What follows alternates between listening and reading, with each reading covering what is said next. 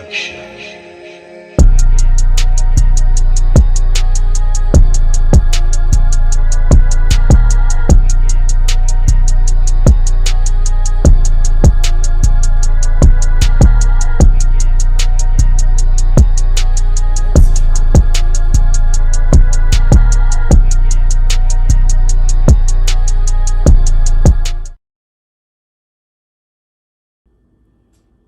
Okay guys, so I washed and cleaned my oxtail, dried everything. So now I'm going to go in with my seasoning. I measured everything out here, so I'm just gonna pour it over the oxtail. I will tell you guys everything that is in here that I've used. So all that seasoning is the Maggi chicken, Maggi all-purpose, Jamaican choice oxtail seasoning, some adobo, black pepper, onion powder, garlic powder. I'm just gonna go in and mix everything up. So I'm working with, this is 4 pounds of oxtail. 4 pounds of oxtail. So you have to use the right amount of seasoning to the ratio of oxtail. Okay? The seasoning is making me want to sneeze. So mix everything up. Alright, so the way you know that you have enough seasoning on your meat or your protein is when you look, you can actually see the seasoning on the meat, right? Let me bring it closer to focus. There you go. You can actually see the seasoning on the meat. Then you know, okay, that's enough, all right? So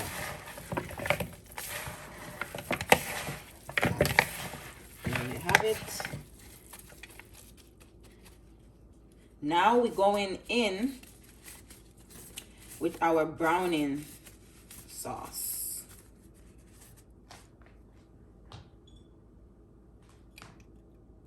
Grace browning sauce, okay? Now I'm going to measure it. Usually I'll just pour, but let's measure. It's about measuring now, so you guys have an idea exactly how much. So we just want to, the browning, give it that nice brown color. Now another way to do this is to brown the sugar. So you would get some dark brown sugar and put it in the pot and just let it burn and caramelize. That's another way to get browning. But you know, you can just buy it at the store. All right. So let me get my gloves back on and we're gonna go in and mix that up. Now, I like to season my oxtail and cook it the next day. You know, when you leave it overnight is the best, because you get all that marinating, seasoning, everything is properly marinated. So it's always best, if you know you're gonna cook oxtail, season it up the night before or the day before. So that was 2 tablespoons of the browning, and we have that nice dark brown color that we want on the oxtail. All right. Nice and dark and brown, okay? So that's all our powder seasoning. So now I'm going to come back with all the vegetable seasoning, the onions, the scallions, all those things. All right, I'll be back. All right guys, so we have our other seasonings, vegetables, fruit, whatever you want to call them. Because tomato got seeds, so I'm guessing it's a fruit. And the peppers. So we got onion, scallion, green pepper, yellow pepper, orange, red, tomatoes, garlic. All right, and I have thyme over there, but let's put everything in. Whoa, slow down, brother. Oh, shoot. Whoops. That didn't work that good. Okay. All right. It smells so good. Okay, so we're just gonna go in and just get everything all up in there. In both hands. Get another glove. Go in.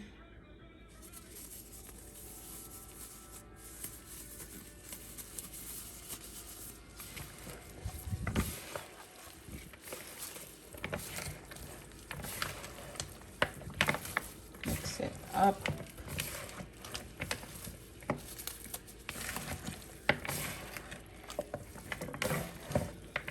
Oops. Some of the stuff is falling out. Need a bigger bowl. All right. I think I have more. So I have some more juicy tomatoes here. I'm gonna tell you guys a little trick or the way I do my oxtail, because I've always said if you cook and season your oxtail right, you don't need to put no sugar or ketchup in your oxtail to make the gravy, because oxtail is a savory dish. It's not supposed to be sweet. It's supposed to be salty and flavorful, not salty, but like savory and flavorful, not sweet. So the key to getting that flavor without adding sugar or ketchup is to use juicy ripe tomatoes. You put juicy ripe tomatoes, it'll be good. You don't need to put no ketchup in your oxtail. But if you cook with ketchup, that's fine too. But I promise you, try it without the ketchup, and trust me, you will see the difference. All right, so we gotta put the thyme. So here I have my pressure cooker pot on the stove, So now around we're medium heat.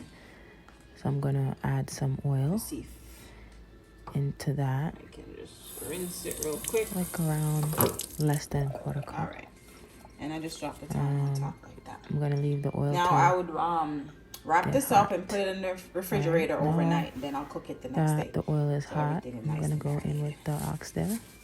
All right, I'll be back. So this oxtail has been sitting for a couple days in the freezer.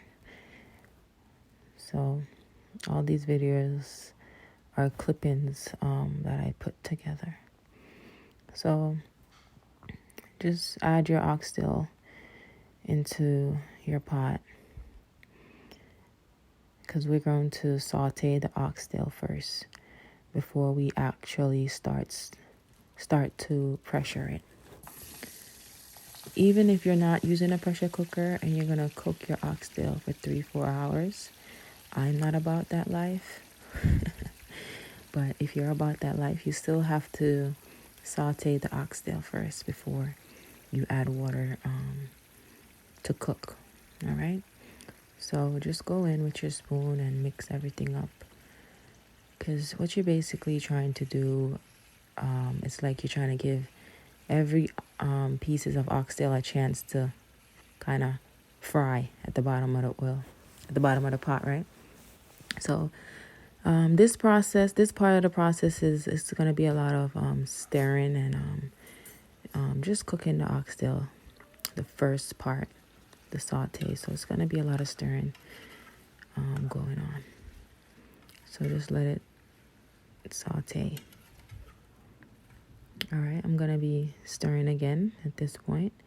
You can see, at this point, you can see the oxtail starting to cook. and all the seasoning and stuff is starting to cook. So, like I said, a lot of mixing going on in the first steps. I just zoomed in so you guys could get a closer look of how, your pot should look. It's a lot of steam coming in the camera, but you kind of get the gist of it, right? Okay.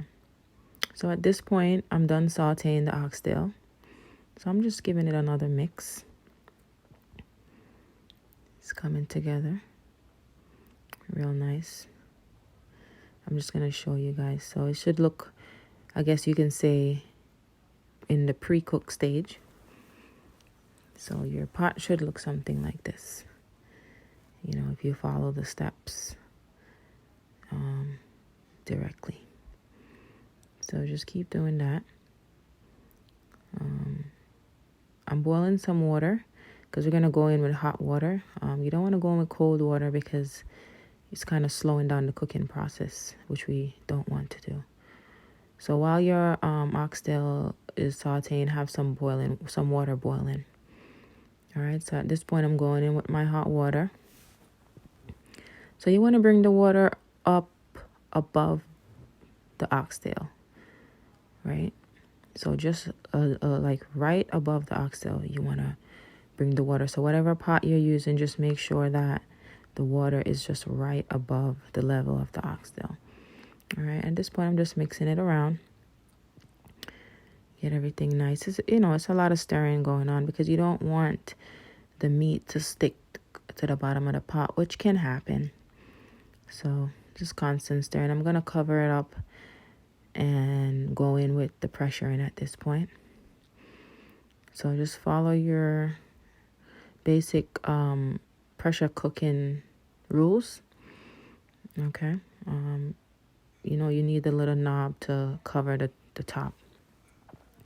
And I'm going to let that pressure we're going to go in with 20 minutes first. And then we're going to check on it. And if it still need more pressure in, you go in for about another 15 minutes of pressuring. All right. Okay, so at this point, I'm just checking the first pressure to see if my oxtail is cooked.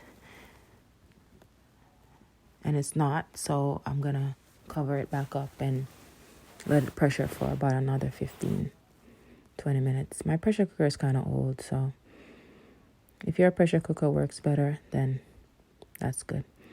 At this point, the oxtail is done pressuring, so the meat is soft and tender to the touch. So we just want to do the final finish, the final cooking. So we're going with some more hot water, mix that up. So at this point, we're making that nice thick gravy with in this process of cooking the oxtail, because the meat is already cooked. So this last stage will just give you that fall off the bone effect that we all love, right? All right, so it's cooking down now, making that gravy. So at this point, what I'm going to do is I'm going to go in with some butter. Now, the butter is what's really going to thicken up this sauce, this oxtail gravy, and give it that thick, rich, creaminess, right? So at this point, I'm going in with about half stick of butter, depending on the amount of oxtail that you're cooking. Make sure you taste your gravy before you add the butter, because butter has salt in it, and you don't want to over salt. So make sure you taste your gravy to determine how much butter you need to add. All right. So we add the butter, and I'm gonna go in with a can of baked butter bean. You can get that from your grocery store, Grace butter bean. Some people don't like butter bean in their oxtail, but that's okay. You don't have to put it. So just add the butter bean in, and we're just gonna mix it around. And then when you're done mixing around, we're just gonna place the lid on top. We're not closing it tight to give it that pressure effect. We're just sitting it on top to create that steam. All right. So just mix it around, and then you're gonna cover with the lid. Everything looks good. And you get this really nice gravy, like I said, when you let your oxtail marinate overnight. All right, so at this point it's done. Everything's done. The gravy looks really thick and nice and bubbly. The meat falls off the bone. The beans are softened. So at this point, you're good to go. I'm just giving it a taste just to make sure it's to my liking, which it is. And I cannot wait to eat. All right, guys, I'm just giving y'all a zoom in effect. Look at that thick, bubbly gravy, which you love. Like, imagine that on some rice and peas and some, like, I'm about to have this with some creamy garlic mashed potatoes. To die for, I'm telling you. All right, guys, so this is our finished product. Some juicy Jamaican oxtail with some creamy garlic mashed potatoes. Yummy. Don't forget to subscribe, give this video a thumbs up, like, share, comment, and turn on that notification bell. Thank you guys for joining me on this edition of No Rule Book to Cooking. Have a good day. Bye.